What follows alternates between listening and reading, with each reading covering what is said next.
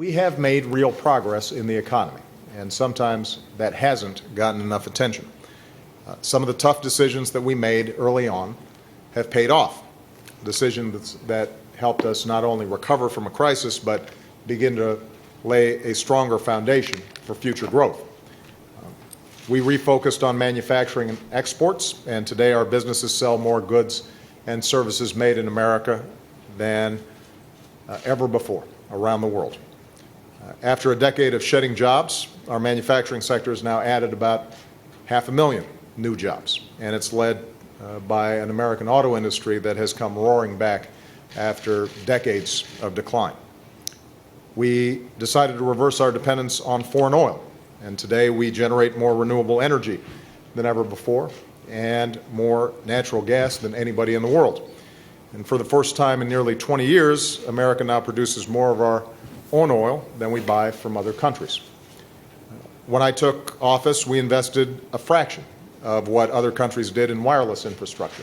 And today, it's up nearly 50%, helping companies unleash jobs, innovation, and a booming app economy that's created more than 500,000 jobs.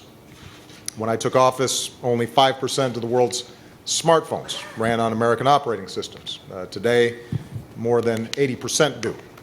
And it's not just in the high-tech economy that we're seeing progress. For example, American farmers are on pace to have one of their best years in decades, and they have consistently been able to export more, make more profits, and help restore rural economies than when we came into office.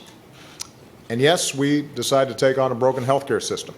And even though the rollout of the new healthcare marketplace has been rough, to say the least, about 500,000 Americans are now poised to gain healthcare coverage beginning January 1st. That's after only a month of sign-up.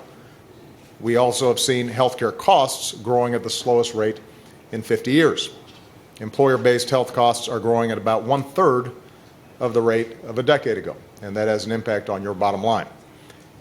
And after years of trillion-dollar deficits, we reined in spending, wound down 2 wars, and began to change a tax code that I believed was too skewed towards the wealthiest among us at the expense of the middle class. And since I took office, we have now cut our deficits by more than half. Add it all up, and businesses like yours have created 7.8 million new jobs over the past 44 months. We've gone farther and recovered faster than most other advanced nations. And so, in a lot of ways, America is poised for a breakout. We are in a good position to compete around the world in the 21st century. The question is, are we going to realize that potential? And that means that we've still got some more work to do. Our stock markets and corporate profits are soaring, but we've got to make sure that this remains a country where everyone who works hard can get ahead. And that means we've still got to address long-term unemployment. We still have to address stagnant wages and stagnant incomes.